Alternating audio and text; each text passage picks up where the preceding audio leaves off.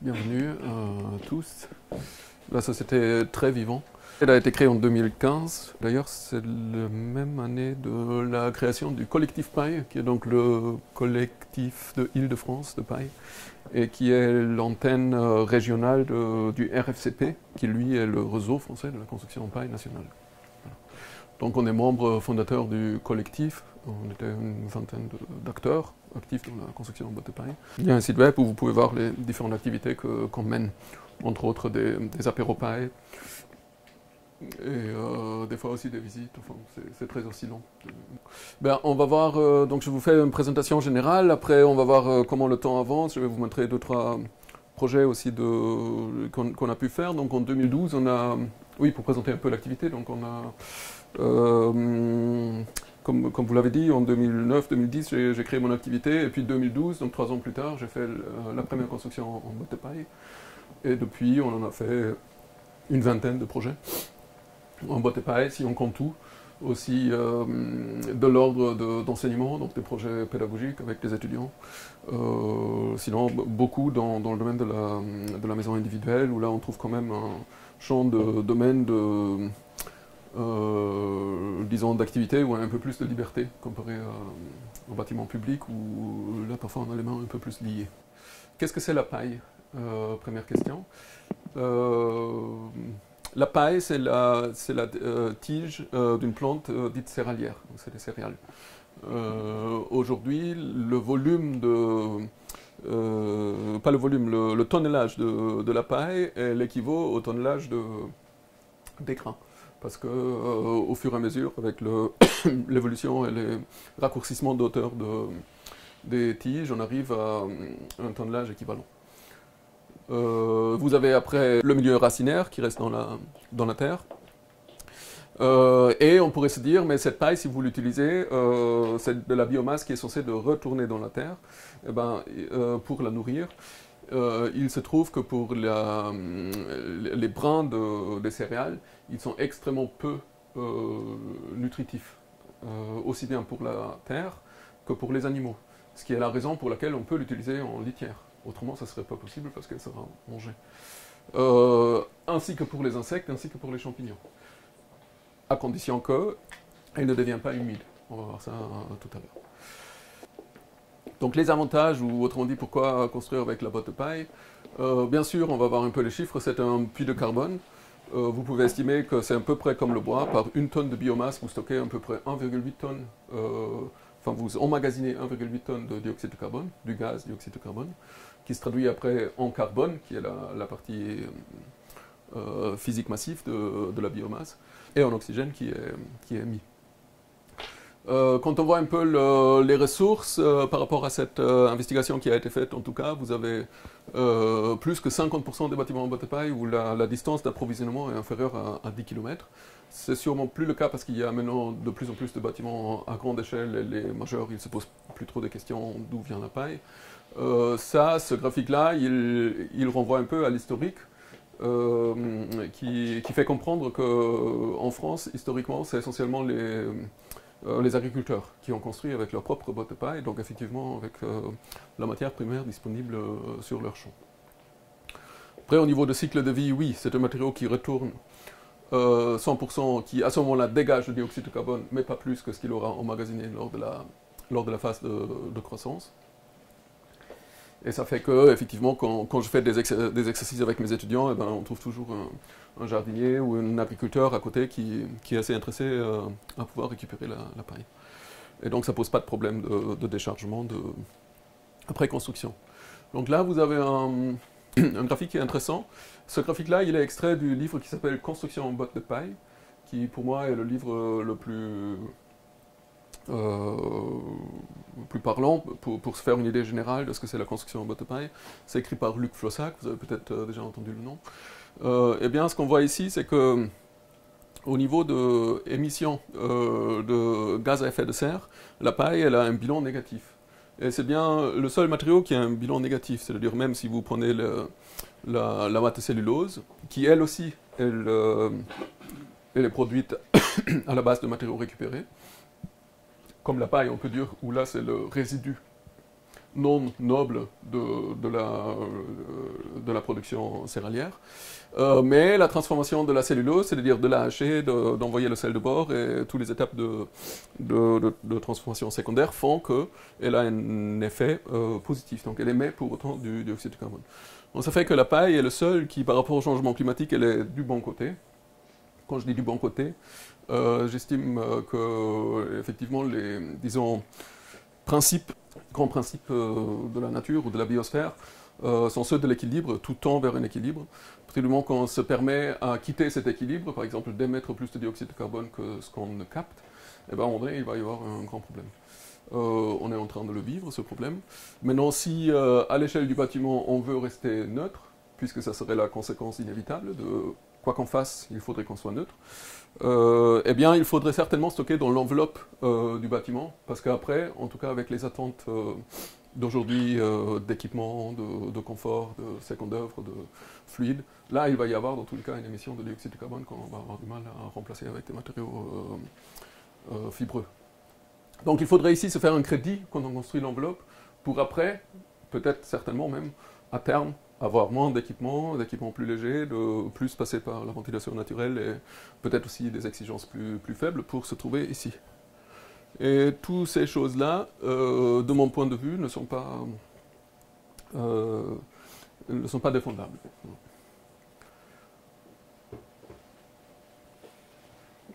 Donc, vous avez quand même un investissement énergétique pour la botte de paille qui est ici. Donc, on investit de l'énergie, 3 kWh. Mais malgré cette énergie investie, on reste négatif. Donc, l'énergie investie, c'est essentiellement la presse qui passe et qui bottelle. Bon, ça, c'est pas spécifique aux Yvelines, mais on les voit quand même, les Yvelines. Et c'est donc une étude qu'on avait fait à l'échelle de l'Île-de-France. Donc quand on entend un peu les annonces politiques de descendre jusqu'à 2050 un certain pourcentage la consommation énergétique des bâtiments, si on se servait des bottes de paille disponibles en Île-de-France, qui est une région extrêmement céréalière finalement, on aurait très bien pu, parce que ce diapo a été fait en 2017 il me semble, jusqu'en 2050, isoler l'ensemble du parc qui est isolable et qui nécessiterait une isolation thermique. Donc là, bien sûr, depuis, on a déjà perdu 5 ans, et on continue à en perdre. Si ça avait été fait, eh bien, pas seulement qu'on aura diminué le besoin en énergie de ces bâtiments isolés, mais aussi on aurait capté, donc il y a à chaque fois quand vous travaillez en matériau biosourcé, un double gain. C'est-à-dire vous n'employez pas un autre matériau qui, lui, il sera émissif, donc vous évitez une éjection de dioxyde de carbone que vous stockez. Donc là, il y a un double gain sur ce niveau-là. Ce n'est pas uniquement que vous captez de dioxyde de carbone, mais en plus vous évitez celui qui est émis ici, c'était du polyuréthane, on a vu le chiffre tout à l'heure. Et puis bon, dans le résultat, bien sûr, il faudrait que le bâtiment il soit plus performant et donc moins énergivore. Oui, ça c'est un extrait d'un livre que j'écris sur une maison que je vais aussi vous montrer. Donc là, ça montre qu'à peu près tous les 3 hectares, vous pourrez construire une maison. Cette année-là, il paraît que l'État aura construit dans les 260 000 unités d'habitation. Enfin, c'est le chiffre que je connais, mais ça n'a pas trop d'importance en compte fin. Eh bien, si on construisait, selon les différentes évaluations, parce que les chiffres c'est toujours délicat, tous ces bâtiments, ou si on isolait tous ces bâtiments en botte de paille, on sera loin d'épuiser l'ensemble de la production, donc la disponibilité de la botte de paille annuelle. Et on se trouvera à peu près à 30%. Il y a certains qui disent un quart, donc 25%. Moi, je pense que c'est plutôt 30%, d'avoir un peu plus.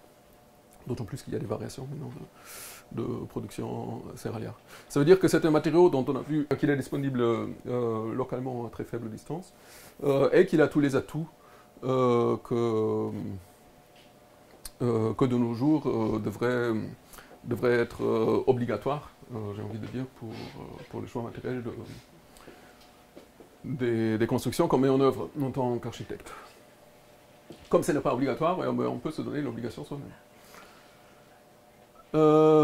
Ça me fait marrant parce que j'y étais hier, où là effectivement vous parliez de la formation ProPaille. Hier il y avait une formation ProPaille qui avait lieu, à laquelle j'ai participé. Ça c'est la maison collective, la maison Feuillette, pardon. Et la maison Feuillette, donc, c'est une maison, disons, expérimentale de l'ingénieur Eugène Feuillette, qui a construit ça entre les deux guerres. Et c'est, de ce qu'on sait, la maison la plus ancienne en France construite en bois de paille. Elle date de 1920. Entre-temps, on a découvert deux autres maisons de M. Feuillette. Elle a l'air très séduisant ici. En hiver, je peux vous dire que ce n'est pas du tout le cas. Donc c'est une maison avec un crépi assez neutre et triste là en façade. Mais dont on s'en aperçoit tout pas du tout, c'est que derrière, on trouve une échelle pour assurer la largeur des bottes de paille, qui étaient des petites bottes de paille et qui étaient déjà sur les côtes qui sont toujours exploitées aujourd'hui dans les petites bottes de paille. Et là, on parle d'une section de 36 x 46 cm. Ces sections-là, ils sont historiquement liés aux mesures de inch américains, parce que les presses, ils ont été inventés aux Amériques. Et ça, ce sont les petites bottes. Donc les bottes que vous voyez quand vous vous baladez en voiture sur les autoroutes. Il y a des grosses bottes, il y a des bottes rondes. Je ne parle pas de ça. Je parle des petites bottes. Et il y a toujours sur le marché des presses qui sont mises sur le marché et qui peuvent être achetées et qui sont achetées parce que les centres hippiques, équestres, ils se servent et ils continuent à avoir besoin des petites bottes pour une manutention simple. Comme on construit majoritairement en petites bottes, je vais vous montrer un projet où j'ai construit en botte moyenne.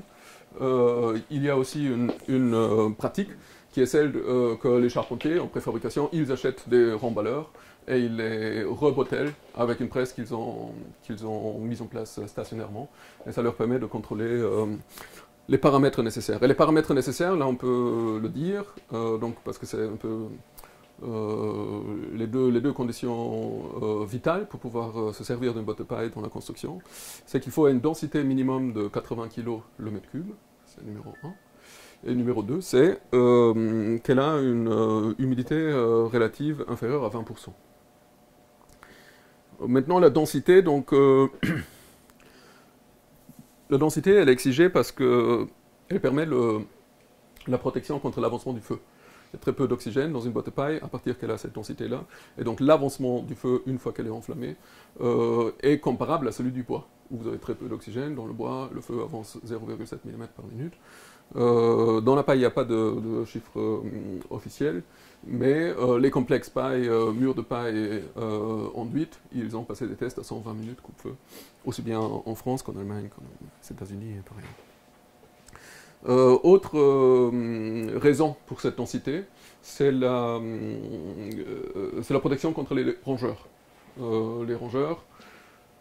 Les fabricants de presse, ils nous disent qu'il n'y a plus de grains, donc il n'y aura plus de rongeurs.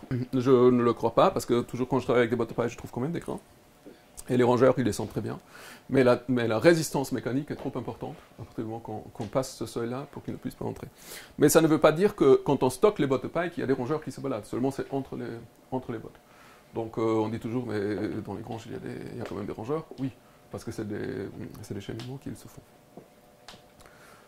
Ça, c'est pour la densité. On pourrait dire que la densité, elle a aussi un rôle pour éviter le tassement. Donc là, on commence à toucher un facteur du comportement mécanique de la paille. Et le comportement mécanique n'intéresse pas aussi long qu'on veut construire de manière réglementaire. C'est-à-dire, si on se réfère à ces règles-là, qui sont les règles Pro 2012, qui ont été, donc, du coup, été validées par la C2P fin 2011, début 2012, vous pouvez, avec les conditions que je vous ai émises, que je vous ai décrites, donc densité minimale et hygrométrie maximale, faire uniquement deux choses. Vous pouvez isoler thermiquement, la paille elle peut devenir un isolant thermique, et vous pouvez utiliser la botte de paille en tant que fond d'accroche d'enduit. Et c'est tout. C'est-à-dire la paille, elle ne porte pas selon cet ouvrage-là. Ça ne veut pas dire que historiquement la paille ne porte pas. Ici, en l'occurrence, elle ne porte pas, la descente chargée dans les échelles. Mais il y a une toute autre famille qui, du coup, fait l'abstraction de cette chose-là. Et du coup, on ne peut pas se baser sur les règles pro. Après, si on veut s'assurer, il faut voir avec son assureur. En tout cas, ça ne rentre plus dans cet ouvrage-là. Et c'est du coup la paille porteuse, où là, la paille, elle descend les charges.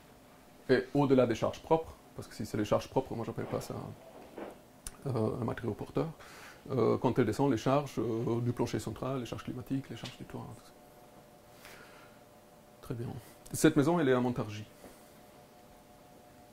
Il paraît que ça, c'est une photo avec du foin, donc c'est pas de la paille, c'est du foin. Et on est là, au Nebraska, dans le troisième, quatrième quart du 19e, où les colonisateurs du Nebraska, ils cherchent un moyen de compresser la paille qu'ils cultivent pour pouvoir l'acheminer au bord du continent, en Californie et à New York. Parce que c'est une société sur cheval, donc il y a un grand besoin en litière pour les chevaux. Et donc la question, comment faire pour transporter les bottes sans transporter plus d'air que nécessaire. Et donc c'est ça le début de toutes ces évolutions-là. Tout d'abord stationnaire, je ne sais pas si j'en ai d'autres. Oui, là. Tout d'abord stationnaire, où peut-être on modifie des presses de vigne pour faire des bottes. Et puis après, amovibles, des presses qui peuvent être acheminées sur les champs. Pour cette raison de pouvoir la transporter au moindre coût. Et donc le climat du Nebraska, qui est donc le point, enfin qui est l'état la plus éloigné des côtes, est un climat par conséquent continental. Donc ça veut dire variation climatique jour-nuit très important, et variation climatique saisonnier, été-hiver, très important.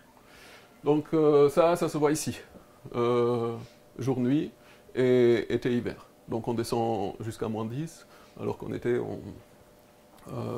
jusqu'à, bien en dessous de 0 la journée, pour être à 30 degrés, déjà à l'époque, en été. Et donc c'est ça qui fait que quand ces colons, ils ont stocké leurs premières bottes de paille, qu'ils ont mises en attente pour pouvoir les transporter aux côtes, ils se sont rendus compte que là-dedans, il y a un climat qui est bien au-delà du climat qu'ils vivent dans leur maison. Alors que leur maison était faite essentiellement en cob, c'est-à-dire en terre, décaissée comme ça, des blocs de terre qui étaient superposés. Eh bien, ils réutilisent cette technique-là, des blocs de paille, ça c'est une maison en botte de paille, un peu plus grand que les blocs de terre, et ils les appareillent comme des blocs constructifs, et après ils enduisent la maison. Donc ça c'est une maison en 1903. Donc là vous voyez qu'on a un historique de plus que 120 ans, et que cette maison, telle que je vous ai décrit la chose, c'est de la paille porteuse. C'est là, les agriculteurs, ils ont fait avec ce qu'ils avaient, et il y avait tout sauf du bois. Donc le peu de bois qu'il y avait, ça devait aller dans la charpente, mais le reste des matériaux, c'était leur botte de paille qu'eux, ils cultivaient. Donc cette maison, elle est toujours debout. Il y en a d'autres, il paraît qu'il y en a aussi des années 1880. Moi, je ne suis pas historien, donc je ne pourrais pas vous confirmer exactement toutes ces dates. Moi, ce que je vois, c'est surtout ce basculement-là. Alors, quand on compare les deux maisons, bon, il y a sûr qu'un est beaucoup plus noble que l'autre. Mais aussi, ce qu'on voit, c'est que on aurait pu construire une maison plus noble que celui-ci à 2-3 niveaux, de manière avec une répartition de descente de charge plus homogènement répartie. Or qu'ici, ce n'est pas le cas. Vous avez un niveau supérieur uniquement sur l'axe central. Après, vous êtes en simple niveau. Ça s'ouvre comme une aile. Il y a le fronton. Bon, tout le grammaire architectural de l'époque pour une expression un peu valorisante monumentale. Eh bien, si on regarde ça, on comprend que ça ne peut pas être la paille porteuse. Si c'était la paille porteuse, il y aura un tassement, justement, parce que ces maisons-là, ils sont volontairement construites de manière à ce que la descente de charge, elle est homogène sur l'ensemble de la rive, du chaînage. Or que si le voile de paille ici au rez-de-chaussée, elle sera soumise à une charge doublement plus importante qu'ici, il y aurait des déformations qui n'auront pas pu être assumées. C'est la première maison en paille non porteuse. C'est la première maison qu'on connaît en ossature bois remplie en paille. Et donc vous voyez, comme je vous ai dit, 1880, les premières maisons porteuses, là on est 1920, donc 40 ans plus tard, 2 générations plus tard, seulement la paille non porteuse. La paille non porteuse qui est devenue la règle de ce qu'on construit ici en France. Bon, ici vous voyez un bâtiment qu'on a construit, c'est un plancher bas sur technopieux. Plancher bas, donc c'est la dalle, vous direz peut-être, qui est remplie en botte de paille. Là-dessus, c'est la maison qui va se construire. C'est une maison sur 2 niveaux et c'est de la paille porteuse. Donc là, le plancher bas, il sera rempli, il sera fermé avec des panneaux USB. Et après, la disposition des bottes de paille. Et c'est cette maison-là qui est construite avec des bottes moyennes. Donc là, on n'est pas dans les sections 36-46. Ça, c'est les sections 50-80, c'est les bottes matelas, comme disent les uns et les autres. Et cette maison, ben, elle est dans les Yvelines, elle est au Clé-sous-Bois. C'est la maison Eco. Et donc je vous ai montré ça. Si ça vous intéresse de travailler avec la botte paille, donc il faudrait que vous ne pouvez pas passer à côté de ça. Vous devez l'avoir, le connaître et savoir l'appliquer. Pour pouvoir l'appliquer, il faudrait que vous fassiez une formation qui s'appelle ProPaille. Et souvent, dans le cahier de charge pour les bâtiments publics, eh bien, l'ensemble des acteurs doit être formé ProPaille. Pour les architectes, c'est déjà vrai par rapport à l'exigence de la MAF, qui elle aussi exige le justificatif de formation ProPaille à partir du moment qu'on travaille avec la paille. Ces formations elles durent 5 jours, ils sont un tiers pratique, 2 tiers théorique. Et puis voilà, on applique ces choses-là, on fait des extraits de calcul, on comprend comment ça marche, la logique du document et tout ça. Ça, c'est la version actuelle, c'est la 3e. La 4e, elle est en cours. Et puis, j'ai amené un 2e livre.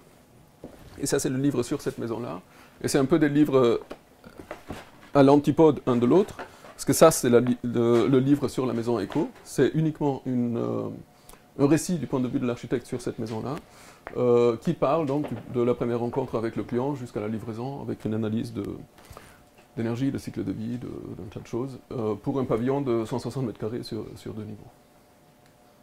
C'est des bottes compressées qui sont mises dans le plancher? Oui, c'est vrai que ça trempe parce qu'en surface, la paille, elle est toujours un peu décoiffée, on dirait qu'il n'y a pas de compression derrière. Mais elle l'est. Oui, c'est là, ils font plus que 100 kg le mètre cube, ce qui est une compression correcte. D'accord, ok. Mais après, les 100 kg, c'est la section courante. Après, quand vous vous approchez à la périphérie, ben, à la périphérie, à un moment donné, vous avez 0. Ouais. Donc il y a la dernière couche où, effectivement, visuellement, ça donne un peu ça. D'accord, ok. Et ça, ce sont des petites bottes, contrairement aux murs qui vont venir en demi-bottes. Donc là, j'ai parlé d'analyse de cycle de vie et d'énergie.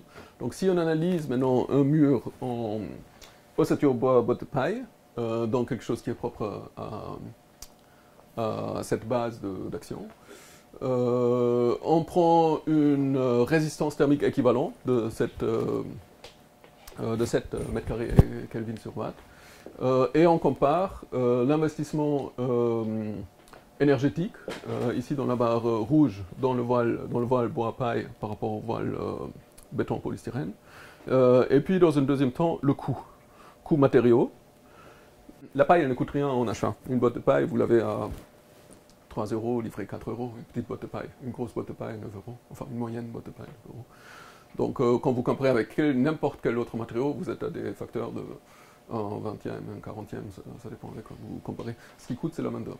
Et donc là, vous avez la main-d'œuvre. Voilà. Donc vous avez la main-d'œuvre paille, qui est difficilement compressible, et qui fait que si on met bout à bout l'ensemble des main-d'œuvre nécessaires pour cette typologie constructive, donc enduit de part et d'autre, ce qui est aussi un coût important en main-d'œuvre, eh bien, on arrive à un coût global supérieur à la typologie constructive, disons, conventionnelle. Qui fait que si on construit comme ça, eh bien en tout cas ceux qui vendent le béton et tout ce qui va avec, ces choses-là, ils se font une marge à prix égal qu'ils investissent pour parler de leurs affaires et faire de sorte à ce que ces choses ne sont pas connues, par exemple. Parce que là, vous voyez bien que le discours de descendre l'emprise énergétique de 30-40%, eh bien on pourrait facilement le diviser par plus que 20, 25, sans aucun problème, si seulement il y avait volonté politique. Non, je vous montre 2-3 typologies constructives, mais je suppose qu'il y a beaucoup d'architectes présents, donc ça ne va pas être forcément des découvertes pour vous. Donc là, on est en ossature bois remplissage paille, donc la DTU c'est la 31.2. Ça fonctionne comme une ossature, sauf que le remplissage c'est de la botte paille, l'isolant thermique. Donc vous êtes en anthrax tenu de 60 de vide. Après la particularité, vous voyez la botte de paille elle est plus épais que les montants, que vous avez à 145, 200, 220, mais très rarement à 360, 365. Et donc soit on entaille dans la botte de paille les montants, ou alors on fait des échelles, comme on les a vus dans la maison Fayette, ou alors on distance les bottes de part et d'autre, et dans l'interstice qui se crée à la tête du poteau, eh bien on vient remplir avec un isolant complémentaire qui peut être la fibre de bois. Après c'est le complexe habituel, donc par vapeur intérieure, par pluie extérieure. On trouve la maison Feuillette en bas à droite. Si on a ces photos-là de chantier, c'est que Feuillette, il avait publié dans la revue Science et Vie, qui existe toujours, cette construction parce qu'il y croyait. C'est-à-dire, il a dit, ça c'est tellement sensé de construire de cette manière-là, avec un très faible impact matériel et énergétique. On était entre les deux guerres, donc pénurie de matériaux, pénurie du bois de cross-section. Seulement, voilà, pour l'instant on connaît 3 maisons, un peu plus de Feuillette. Ça, c'est déjà. Ça pourrait être de la préfa, je sais pas, je pense pas que c'est moi ça. Là, vous avez, ça pourrait être un panneau semi-préfa, c'est-à-dire qu'il pourrait arriver comme ça sur le chantier, gruté, fermé pour être horaire, et puis paillé du côté intérieur. Ce qui est quelque chose qui pourraient en faire les clients, s'ils sont intéressés de mettre la main, et si donc, là, du coup, il y a la dimension du chantier participatif. Attention, si vous êtes comme ça, et vous avez le panneau rigide, contreventant du côté extérieur, il faudrait que ce panneau il soit très ouvert à la migration de la vapeur. Donc les matériaux biosourcés. Alors là, il y a beaucoup de malcompréhension, j'ai l'impression. Donc les matériaux biosourcés comme le bois, la paille, même le bambou, le chanvre, ils savent absorber énormément d'humidité. Contrairement aux matériaux industriels. Donc la fibre de verre, ou comment s'appelle la laine de verre, la laine de roche, elle en absorbe pas du tout. Elle n'a pas cette capacité-là. Parce que la paille, elle est capillaire, et donc dans cette capillarité, sur les bords, il y a une capacité de absorption et de adsorption d'un film d'eau.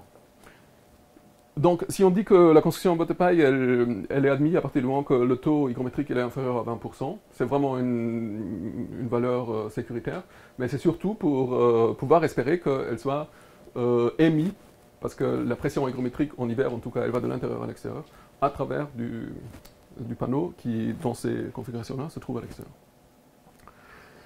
La maison Feuillette est un bâtiment qui ne pourrait pas être construit comme ça, selon les règles pro aujourd'hui, parce que la résistance à la vapeur, elle est plus importante à l'extérieur qu'à l'intérieur. Parce qu'à l'extérieur, on a un enduit. On n'a jamais analysé, mais moi je pense qu'il y a du ciment dedans. Mais même si on le calcule avec la chaux, c'est plus fermé que ce qu'il y a à l'intérieur. Et pour autant, la maison elle est en bon état, il n'y a pas de pourriture, il n'y a rien.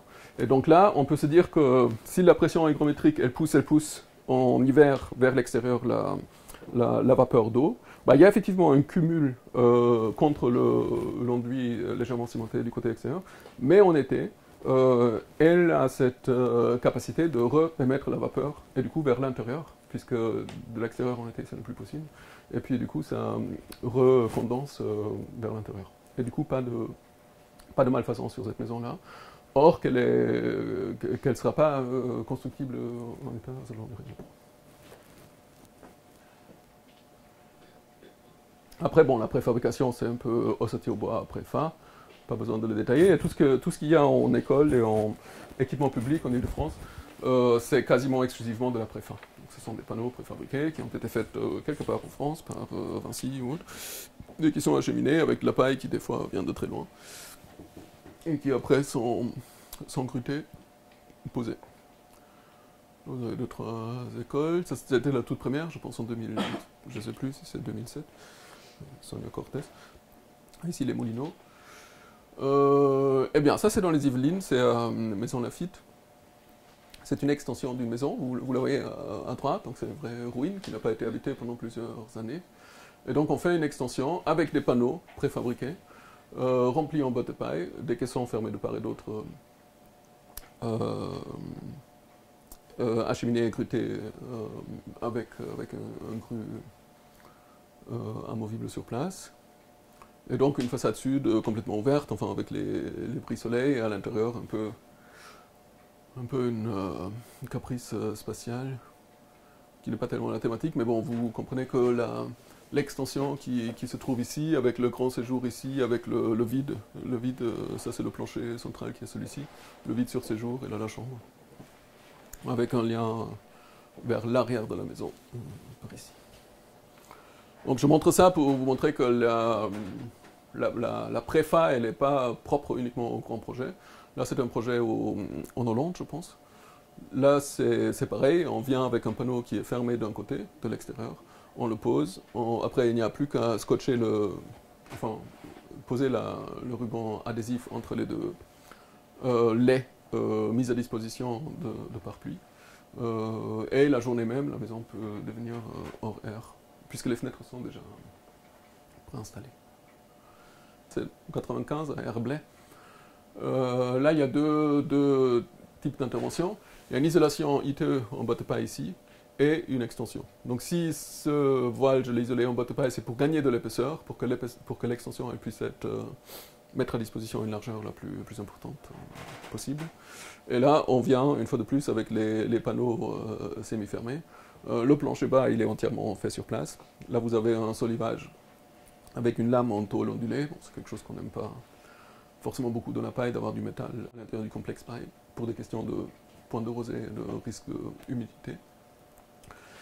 C'est pour vous montrer ce qui est possible. Ça, c'est le même chantier. Là, vous avez la structure de l'ITE mise en attente, le premier remplissage, le serrage des bottes contre les montants.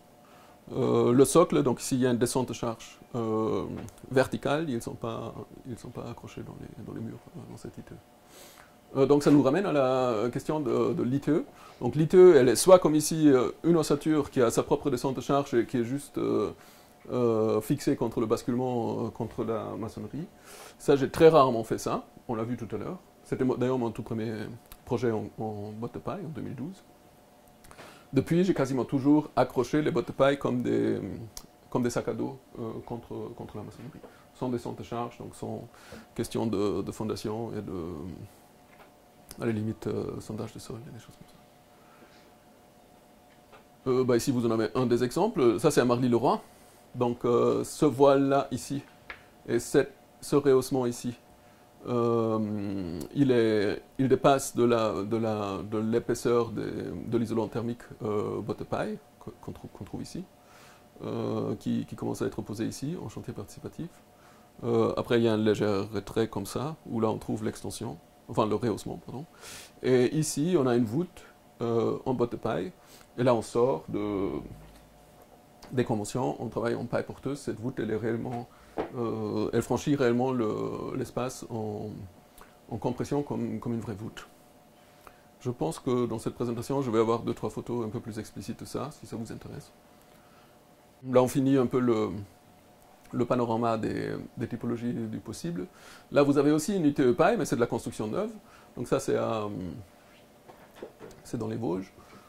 C'est de la construction neuve où on a un panneau bois massif porteur, et un complexe complètement indépendant, avec une descente de charge indépendante, qui assure la partie isolation.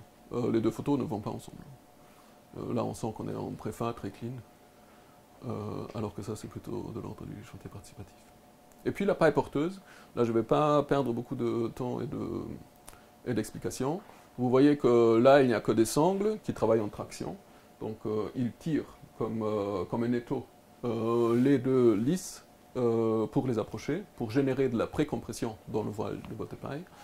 Et si vous avez des éléments comme le précadre de la fenêtre qui nécessitent une rigidité pour ne pas mettre en danger la fenêtre, eh bien, c'est la question qui se pose, comment vous le faites. Soit vous faites un précadre coulissant comme ici. Quand je dis coulissant, c'est-à-dire que si je compresse la lisse haute vers la lisse basse, là, ça a l'air de pouvoir coulisser. Ou alors, vous faites réellement des précadres flottants, en quel cas, ils ne sont pas du tout attachés à une structure verticale. Cet attachement à la structure verticale, elle aussi, elle sera... non, elle pourrait être déjà fixée en état avant la précompression. Et après, si on compresse ce voile, il y aura un vide qui se crée ici, qu'il faudrait remplir avec une fibre de bois. Bon, ben ça c'est donc la maison Eiko. Donc là, vous avez deux niveaux selon le même principe. Vous avez 50 cm d'épaisseur du mur ici. C'est des petites bottes dans le plancher bas et dans le plancher haut. Et il y a une entrée de plein pied parce qu'il y a un décaissement du terrain permettant une ventilation de l'ensemble du plancher bas, qui est donc en botte de paille. Là autour, vous avez des caillebotis, voilà, tout autour de la maison, comme ça. Voilà, là vous avez un peu le principe de descente de charge. Donc là, ce sont des technopieux, donc des micropieux acier. Donc dans cette maison, il n'y a aucune goutte de ciment ou de béton. Et si vous voulez mon avis, moi je pense qu'il ne faudrait pas en mettre dans des petites constructions comme ça. Donc ça c'est le chantier, c'est le cocon. On construit sous une protection de climat, d'averse, avec une structure temporaire ici qui va bien sûr servir pour un autre projet au Charpentier. C'était assez inventif et aventurier, donc là on a un pont, un grue en pont qui peut acheminer sur la couronne de l'échafaudage dans ce sens-là. Et là il n'est pas encore posé, mais il va y avoir un ballon à chaîne ici qui achemine comme ça. Et du coup vous pouvez atteindre chaque point du plan avec cet équipement qui n'est pas motorisé, qui est juste tiré avec des ficelles de part et d'autre. Et là, on a déjà posé, donc poser le rez-de-chaussée, ça c'est une semaine à peu près. On a là le retour du pare-vapeur qui vient de l'intérieur pour se tourner à l'extérieur et pour re-entrer à l'intérieur, alors que l'ensemble est enduite. Donc c'est l'enduit sur la partie courante qui fait l'affaire de protection à la vapeur et protection à la pluie du côté extérieur. Mais sur cette partie-là, voyez-vous, ici, on est en ossature bois. Là, on a la lisse haute, on a le caisson de rive, et donc là, il y a le solivage qui vient jusqu'à la surface, et donc là, il faut raisonner en DTU 31.2, c'est-à-dire protéger cet ouvrage par un pare-vapeur. Et c'est ça la raison d'être de ce pare-vapeur qui est relativement faible. Donc, qui à l'intérieur, il se retourne pour être pris dans l'enduit. C'est des fameuses bandes d'adhésifs perforées qui sont perforées pour que l'enduit puisse les sceller contre la partie qui s'ensuit, la partie courante enduit. Et une fois qu'il retourne vers l'intérieur du côté haut, c'est de nouveau un scellement par la bande d'adhésif. Voilà, la pose de la lisse centrale qui doit être réglée donc, avec des sangles. Elle est mise en planéité parfaite avant la pose du solivage. Donc les sangles, ils servent à deux choses. Une, d'obtenir la planéité, et d'autre part, de pré-compresser ces bottes de paille. Là, ce sont des bottes de paille donc, de 50-80. Ils ont une densité de 170 kg le mètre cube, d'où la nécessité du pont grue. Pour les bouger, comme ils font 0,8 kg, ça fait 130 kg la botte, donc il faut quand même 4-5 personnes. Je parlais de la raison d'être de ces sangles. Donc c'est d'une, obtenir la planéité, et l'autre c'est de homogénéiser et pré-compresser le voile. Mais en réalité, on ne compresse pas du tout la botte de paille, parce que la botte de paille elle est à 170 kg. La presse d'une grosse valeur quadratique, c'est comme ça que s'appellent ces ballots, ne peut pas être dépassée avec un cliquet à force musculaire sur place. En revanche, ce qu'on compresse, c'est les rangées, parce que là, il y a une faible densité. Comme on avait dit tout à l'heure, la densité elle diminue vers la périphérie. Et donc là, sur l'ensemble du bâtiment, on gagne dans les 5, 6, 7%. Essentiellement de l'air qu'on enlève dans les interstices ici. Oui, ben là vous voyez un précadre flottant en paille porteuse. Donc là il y a la réservation pour une précompression anticipée. Donc le précadre et la fenêtre qui est commandée, ils sont volontairement plus petits que la première rangée des bottes de paille qui s'arrêtent ici. L'ensemble de cet ouvrage il va descendre une fois mis sous compression. Ici ce qu'il va rester ça va être rempli avec un autre isolant. Et là on parle donc d'un précadre flottant. Il n'est pas fixé sur des montants. De l'intérieur ça se présente comme ça. Vous voyez qu'il n'y a aucune descente de charge bois, mis à part au centre, parce que la maison elle est très grande. Si on revient sur le plan, vous avez là 11 mètres de là à là, et donc vous avez 3 poteaux, 1, 2 et 3 ici, il n'est pas représenté, qui assurent l'appui central pour le plancher bois, puisque le plancher de porter 11 mètres, c'est pas possible, donc il va porter 2 fois 5,5. Et donc ces montants-là, bien sûr, ils sont faits de sorte à ce qu'eux, ils peuvent être coulissants. Je ne sais pas si j'ai... Non, j'ai pas de photo de ça. Donc ici, dans un premier temps, on met ça sur été. On descend l'ensemble des murs. Vous voyez que là, il y a une réservation qui permet de continuer à descendre, ce qui est le cas partout. Et une fois que c'est descendu, mais je pense qu'ici c'est déjà le cas, la maison est en position finale, c'est qu'à ce moment-là, que ces boulons-là, ils vont être fixés sur le poteau.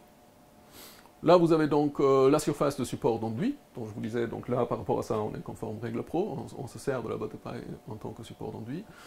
Vous avez la gestion du retour de pare-vapeur dont je vous ai parlé. Ici, vous avez la lisse basse, qui est une lisse, enfin pas la lisse basse, la plainte plutôt, qui est une plainte technique. Donc là-dedans, on achemine l'électricité essentiellement, parce que la plomberie, elle est très centrale, elle n'a pas besoin de beaucoup de chemin. et puis la pose de l'enduit, extérieur avec un grillage, intérieur projeté avec machine compression. C'était l'enduit plâtre, chaud plâtre, 15% chaud, 85% plâtre. C'est Vieux Geot Plâtrerie, c'est la dernière plâtrerie en Ile-de-France qui a fourni la matière. Donc là, vous voyez un peu les analyses qui sont donc extraits du livre. Donc vous voyez qu'on est à peu près, si on compare 3 maisons, la maison au centre, c'est une maison construite conventionnelle, mais avec la même performance thermique sur le papier en tout cas. Sur le papier, je veux dire les mêmes facteurs de U, ça ne sera jamais le même confort, mais ce sera les mêmes perditions calculatoires, ce qui n'a rien à voir avec la manière dont se sent dedans. Et la colonne à droite, c'est une maison RT 2012, qui était à l'époque la RT encore en vigueur. Donc on voit on a besoin de mettre un peu moins de polystyrène, et donc il y a un peu moins d'impact de conséquences gaz à effet de serre. Mais dans les deux cas, on est à 10 fois plus que la maison construite. Donc cette façon de diviser par 10, si c'est pour une maison à 2 niveaux aujourd'hui possible, c'est pas une maison qui a été subventionnée, il n'y a aucune aide ni de l'État, ni de l'Europe, ni de quoi qu'il en soit. Donc c'était le budget réel d'un client réel qui s'est posé des questions sensées et pour qui on a pu faire ça. Donc si ça c'est possible, moi j'estime que quand on voit tout à l'heure, je ne sais pas si je l'ai, le graphique, mais vous savez que on a plus de maisons individuelles que d'unités de logement maisons collectifs en France. Donc vous avez plus que 10 millions de maisons individuelles. Donc aussi bien en construction, mais aussi en rénovation. On se dit oui, mais ça c'est la maison individuelle, mais parlons des choses sérieuses. Eh bien, c'est sérieux parce que c'est plus que 50% du patrimoine habité. On perd un peu cette relation parce qu'on est à Paris et on voit toujours des R+5. En réalité, en France, il y a bien plus de ça que d'autres foyers. Bon, ça c'est un récapitulatif. Donc vous avez là un gros balleur, là, s'il fait 1,20 de large, enduit de part et d'autre. Vous voyez que vous montez en résistance thermique très très vite. Ça c'est, on va dire... non, il n'est pas là, la botte que j'ai utilisée. Parce que là, vous avez soit les 36 cm... Ah oui, ils sont là. Là, vous avez une botte épaisseur 60, ben, oui, si vous voulez, ça correspond pas tout. Non, mais ça, c'est l'épaisseur totale, donc là, c'est mur plus ça. Donc là, j'ai l'impression que c'est toujours des petites bottes, 36, et là, la botte explose, elle fait peut-être 1,20 m avec 2 fois 4 cm d'enduit. Et vous voyez que dans les résistances thermiques, avec la petite botte, sur champ, donc 36 cm d'épaisseur, on obtient déjà une résistance thermique de 7, qui est une résistance thermique comment on dit ça, pondéré avec des facteurs de diminution, c'est-à-dire les tests en laboratoire, ils montrent pour la botte de paille les résistances thermiques des valeurs lambda 0,044, 4,6, 4,8, alors qu'en France on travaille avec 0,052. Donc on perd 10%. Et pour autant, là c'est les valeurs 0,052 et on est tout de suite dans les ordres de grandeur de la maison passive, on va dire à partir de 8, c'est facilement maison passive. Et la botte que j'ai mise en œuvre pour la maison Eco, bah, elle a entre 9 et 10 la résistance thermique, puisque la botte elle fait 50 et non pas 36 comme ici. Après il y a le déphasage, ça, on peut penser ce qu'on veut de ça, moi je ne suis pas trop croyant de cette histoire de déphasage dans nos climats. Enfin je trouve que on en parle beaucoup sans qu'il y ait un vrai impact pour le confort. Mais bon, retenez ces ordres de grandeur qui vont être à l'ordre du jour dans l'avenir. Bon, c'est pas parce qu'on construit en botte de paille que les bâtiments doivent être parallèles et pipédiques, qu'ils doivent être toujours enduits. On peut faire, comme on a vu dans la maison Mima, la maison Lafitte, de toutes sortes d'habillages. Ça, on en a parlé, donc le feu et les rongeurs, j'en ai parlé. Ce ne sont pas eux, les loups. Le loup, c'est l'eau. Voilà. Et donc, le loup, c'est l'eau, parce que l'eau, vous ne le voyez pas forcément, donc vous devez tester les bottes. Il y a une méthodologie de test avec des extraits, une botte sur 10 là-dedans. Si vous tombez sur une qui a plus de 20%, il va falloir tester tous les 10 après aussi. Et donc, ça paraît fastidieux parce que si les bottes ils sont arrivés sur le chantier, on se rend compte qu'ils ont 22%, donc on ne peut pas travailler avec. Mais normalement, les bottes, ils ne devraient pas avoir plus que 16%, parce que les agriculteurs, eux aussi, ils sont tenus à respecter un taux d'humidité maximum qui est, de ce que je sais, de 16%. Donc on est moins contraignant que le cadre réglementaire des agriculteurs pour le stockage des bottes de paille. Et eux, ils ont cette contrainte pour... est-ce que quelqu'un a une idée? Pourquoi la botte de paille elle doit respecter un certain taux? Problème de la fermentation. C'est ça, pour éviter la fermentation et donc l'auto-inflammation. Parce que la fermentation, c'est un processus exotherme qui crée de la chaleur. Et donc ça peut monter au-delà de 150 degrés où il peut y avoir auto-inflammation. Et donc l'eau, il est partout, n'est-ce pas? Il est donc dans l'air, il est poussé vers l'extérieur en hiver, donc il faut laisser très perspirant, comme on dit, donc très ouvert à la migration de la vapeur. Le voile, par exemple avec des enduits, ou alors avec des panneaux fortement ouverts à la migration de vapeur. Il faut bien se soucier de la rupture de remontée capillaire, et bien éloigner l'eau à l'extérieur. Ça, c'est de nouveau Luc Flossac. Donc dans le livre de Luc Flossac, oui, je ne l'ai pas amené, plus de place. Mais oui, il montre beaucoup de projets divers, peut-être qu'il y a une quarantaine de projets, et qu'il analyse chacun par rapport au rapport du SD, donc qui est le facteur de résistance à la migration de vapeur, intérieur-extérieur. Et dans ce livre-là, il y a 7 cas de figure différents.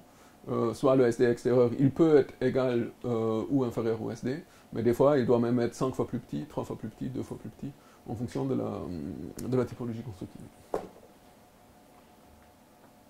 Oui, donc pour moi, les points sensibles, c'est l'eau. Je ne sais pas si c'est dit ici. Moi, j'ai lu le titre « Points sensibles ».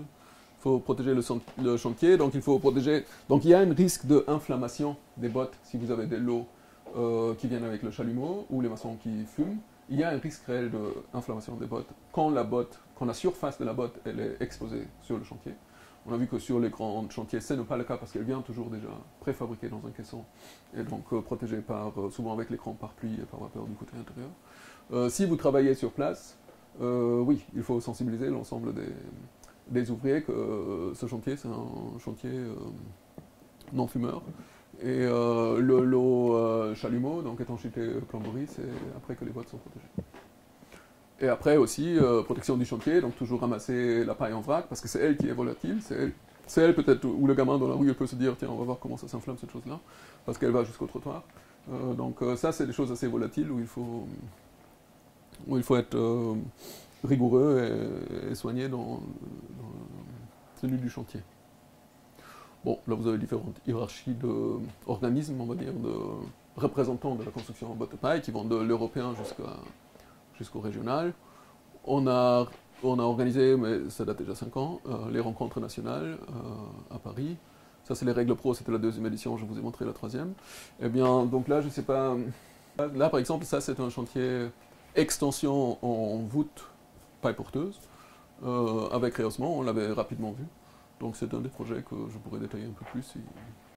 Et donc la sous-face des cales, là, ce qu'on voit en blanc, ça, c'est une couche d'accroche. C'est avec la caséine qui est étalée sur la sous-face des caissons ombres. Là, il n'y a pas d'armature. Non, la paille, elle est support d'enduit. Et tout est posé à la main. C'est une petite surface, contrairement à la maison Eco, c'est posé à la main. La démarche, si vous voulez, de la construction en botte de paille, la partie prise, disons, des représentants et ceux qui ont mis ces règles en œuvre, c'était de attribuer, enfin je ne sais pas si je m'exprime bien, la responsabilité de l'ouvrage plutôt dans les mains des artisans.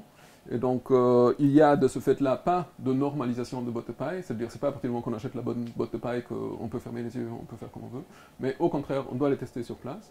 Et c'est pareil pour l'enduit. Pour l'enduit, il faut faire un plot de test d'accroche qui doit tenir 30 secondes une charge de 2 kg. Donc on doit faire un cadre en bois, on doit mettre une bouteille de 2 kg. Et donc ça, c'est des choses comme ça qui sont décrites là-dedans, et lesquelles on peut les mettre dans une fiche auto-évaluation. Je ne sais pas si c'est toujours obligatoire, je devrais savoir, mais là je ne sais pas. Et ces fiches, ils devraient être retournées au RFCP, qui était une des conditions du prolongement des règles pro. Donc la responsabilité, si vous voulez, elle est chez les exécutants. La botte de paille que moi je prends, je dois la tester. Si Solène elle arrive et ils ne sont pas bien arasés ou elle ne peut pas poser de l'enduit, elle n'a personne là, qui se plaindre parce qu'il n'y a pas de vendeur de cette chose-là officielle, mis à part moi, qui n'aura pas fait son boulot. Et donc ça, c'est une démarche ou une philosophie, disons, qui est un peu mise en place pour protéger contre une mainmise industrielle. Donc c'est toujours un double tranchant, parce que vous dites, bon, si c'est inférieur à 1%, à quoi bon de s'intéresser à cette chose? Bah, la capacité, elle vient au-delà d'1%, la capacité, elle peut aller jusqu'à 100%. Si ce n'est pas le cas, bah, c'est que la marge financière, qui est directement en lien avec une transformation matérielle, n'est-ce pas? Dans ce qu'on appelle économie, alors que je n'ai jamais compris ce qu'on économise, mais dans cette histoire-là, les acteurs, ils sont censés à transformer pour pouvoir justifier un plus-value, qui vous vendent d'autres choses que vous trouvez dans la nature. Or que la paille, on la trouve dans la nature, enfin on les trouve chez l'agriculteur. Et donc ça intéresse très peu de personnes. Ça pourrait intéresser les industriels à partir du moment qu'il y aura obligation de transformation, de normer, de protéger, comme avec la boîte de cellulose où il faut injecter du sel de bore, mais non, voilà. Ça c'est des mécanismes qui sont expressément faits dans cette optique-là. Enfin, l'avantage principal de ce matériau-là qui est omniprésent et disponible en très grande quantité, est dans un raisonnement qui à mon avis est complètement aberrant, son plus grand désavantage, parce que ça ne va pas permettre de dépasser des quantités importantes du fait que c'est contraire à la logique mise en œuvre par cette histoire qui s'appelle l'économie et qui dépend de création de masse monétaire, alors que là, il n'y en a pas forcément besoin. Ben, j'ai envie de dire que le paradoxe, il n'est pas propre à la paille, le paradoxe, il est dans le système. On habite le planète Terre, si je voulais construire avec la Terre que j'ai sous les pieds, c'est la chose la plus chère que je puisse imaginer. C'est beaucoup moins cher de faire venir du béton de la Chine ou du ciment ou des choses comme ça. C'est pas parce que la Terre s'y prête pas, c'est le système qui fait ça. C'est le système qui dépend d'une transformation importante. Et l'architecture, en tant qu'architecte, je trouve qu'on est pas mal positionné parce qu'on se trouve justement dans une position clé entre, disons, la poésie, donc ce qui à mon avis est l'ingrédient principal de notre monde, parce que ce qu'on construit aujourd'hui n'a plus d'émerveillement, plus de poésie, plus de qualité réellement qui nous met en vibration. C'est juste une traduction d'une rentabilité monétaire, immobilière ou autre. Et le savoir-faire technique. L'architecte, il est entre les deux. Donc il est pas mal, situé en touchant ces deux cordes-là pour se faire une vision, pour la défendre, pour l'exercer, pour l'enseigner. Et peut-être pour prouver, parce que ça, bien sûr, si je construis ça, ou la maison éco ou autre, je ne m'imagine pas pouvoir contrebalancer le reste des productions de logements courants. Mais je peux démontrer ce qui est possible si seulement il y avait un minimum de volonté. Parce que ça, je l'ai fait contre toute volonté réglementaire, politique. Donc s'il y a le minimum de volonté, oui, on pourrait en faire encore bien plus que ça. Donc c'est un système qui est mensongère et qui marche sur la tête. Et s'il dit on veut faire ça, on veut s'en sortir, eh bien j'ai du mal à croire. On a isolé à Paris cet immeuble-là, qui est R+7, donc ces deux voiles-là, ils sont isolés aux bottes de paille. C'est de la botte de paille accrochée pour le tiers en bas et dans des caissonnages dans les niveaux R+7. C'est l'opération par habitat, c'est ça? C'est Paris Habitat, sur 32 rue de la Convention. Voilà, donc c'est entre les deux parce que les deux niveaux supérieurs on les a fait avec des épines, le niveau inférieur on l'a fait juste avec des bottes de paille accrochées, en sac à dos ou en bretelles si vous voulez, en chantier participatif avec les étudiants en architecture. C'est toujours pareil, vous avez 7,4 rien qu'avec la botte. Donc, oui, là c'est les bottes. C'est des bottes entières. Entre-temps, il y a des demi-bottes sur le marché. Donc si vous mettez que 22, bah, il faut faire le calcul, 22 divisé par 0,052, vous arrivez à 5 ou 6, donc vous êtes toujours pas mal. Donc ça, c'est un pavillon, c'est la maison Fleury qui a été retenue là pour les offres du développement durable. Donc là, c'est une isolation en épines, en bottes de paille, enduite entièrement, aussi en chantier participatif. Il y a une centaine de participants qui sont venus sur ce chantier-là, prolongement du toit. Donc voilà, il y a tous les sujets qu'on retrouve avec la botte de paille. Plus vite on trouve la nécessité de prolonger le toit, comme avec tout autre isolant. Après, c'est sûr que c'est intense en main d'œuvre, et c'est une chose qui pourrait se résoudre en chantier participatif à cette échelle-là. Bah, la fibre de bois, il y a pas mal de colle, de polymères, des choses comme ça là-dedans. On ne sait pas trop d'où elles viennent, quel tour de l'Europe ils ont déjà fait avant d'atterrir sur le chantier. Et puis, bon, 30 cm en fibre de bois, c'est plutôt rare. Ça sera 32, je pense que ça sera un peu l'équivalent de 36 en fait. L'isolant, c'est toujours l'air. Moi, je n'ai plus de cheveux, mais vous en avez encore. C'est pas les cheveux, c'est l'air qui est dans les cheveux qui vous tient au chaud. C'est pareil pour le pull, c'est pareil pour quoi qu'il en soit. On parle de matériaux isolants, de la laine, de machin. En fait, c'est l'air. Vous avez vu, il y a pas mal de maisons individuelles, donc là c'est un peu plus simple à faire passer parce qu'ils savent que c'est eux qui vont habiter dedans, c'est pas des représentants des futurs usagers, c'est les usagers eux-mêmes. Il n'y a pas de secret. Après, peut-être une cohérence affichée de ce que j'appelais voilà, une posture qui va au-delà de la proposition architecturale. Peut-être, moi je crois pas mal à ça. Aussi en tant qu'enseignant, j'enseigne actuellement à Val-de-Seine. C'est vrai que là aussi, je pense que on est tellement soumis à des bombardements d'informations qui vont souvent dans le sens de, je sais pas quoi, la ITE à 1 euro, machin, avec du polystyrène, machin, ça c'est les choses qui restent un peu dans l'imaginaire des personnes. Donc ce qui est fait de sensibilisation publique, c'est ce qui est favorable au système, que je ne, dont je ne vois aucun sens de la manière dont il est défendu et maintenu, et je pense que vu que pour l'instant il n'y a pas de disposition de l'interroger réellement, ça va nous tomber sur la tête, et puis ce sera par la force des choses quand nous rentrons. Parce que, et à ce moment-là, bah, si on s'en sort vivant de cette chose qui va nous tomber sur la tête, bah, il y aura peut-être des exemples qui montrent ce qu'on pourrait faire à ce moment-là. Pour l'instant, c'est vrai que c'est pas simple. Donc non, il n'y a pas de secret, c'est au contraire, c'est de la joie. Moi, je pense, un chantier comme ça, là, comme je vous ai dit, on était une centaine de bénévoles. Le secret, si vous voulez, c'est presque la joie. C'est-à-dire qu'on oublie après qu'on a passé une semaine à poser un corps d'enduit sur ces bottes de paille qui grattaient et qu'on avait dans la culotte et de partout. Bah, il y avait quand même l'échange, la joie, l'épanouissement de découvrir ce qu'elle sait faire la main, ce qui sait faire le corps, que les matériaux nous parlent en phase mise en œuvre et surtout aussi après en phase de projet livré. La personne qui vient dans cette maison-là, par exemple, bah, elle est complètement enduite en argile à l'intérieur, bah, c'est presque systématique, j'entends, on se sent vraiment bien ici, comment ça se fait, tout ça. Seulement, bah, si cette réaction elle est quasiment assurée, c'est qu'on n'est plus habitué à ça, ça devrait être ça. C'est-à-dire, quand on est face à des matériaux qui ne nous parlent pas, où notre registre sensoriel n'a plus de capacité d'entrer en vibration avec ces choses-là, parce qu'il n'y a pas de laps de temps évolutif suffisamment importante pour que notre registre mental, psychique et sensoriel aura développé une sensibilité à ces choses-là, et ben ça nous stresse, parce qu'on n'est pas fait pour se sentir à l'aise avec quelque chose qui nous agresse. Et les matériaux industriels, bah, comme ils sont là depuis deux générations, or qu'on a évolué avec le bois et les matériaux disons faiblement transformés, je préfère largement ce terme-là par rapport à biosourcé ou géosourcé. Bah, ces matériaux-là, ils ont accompagné l'évolution humaine depuis 1 million d'années, donc c'est difficile de s'imaginer qu'on puisse aussi bien se sentir dans un matériau qui arrive dans la dernière fracture d'une seconde par rapport à ce qui nous a aidé et accompagné notre propre évolution, qui sont les matériaux avec lesquels, en relation avec eux, permettent un confort, une réelle aise. Après, c'est la question de montage et de coordination des chantiers participatifs, où là, on peut prendre des missions. Ça, il se trouve que cette maison, elle est la mienne, donc là, j'ai mis la main. Oui, mais là, quand je disais la joie, l'inattendu, le plaisir, bah, ce sont quand même des choses qui sont au rendez-vous quand on se permet à toucher.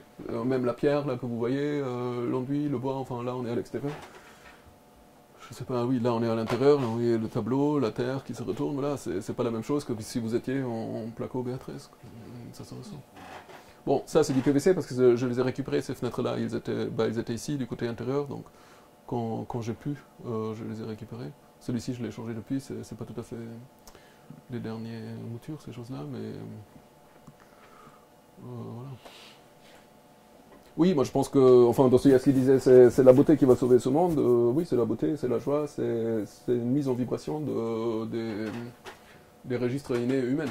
Aussi long que ça se passe par des chiffres, je sais pas, puits carbone ou sous ou autre chose, ça reste tellement abstrait, il faut qu'on le vit ça, qu'on le sent. Et moi, la qualité de la paille, je la vois aussi là, donc dans ce qu'on appelle l'intensité sociale.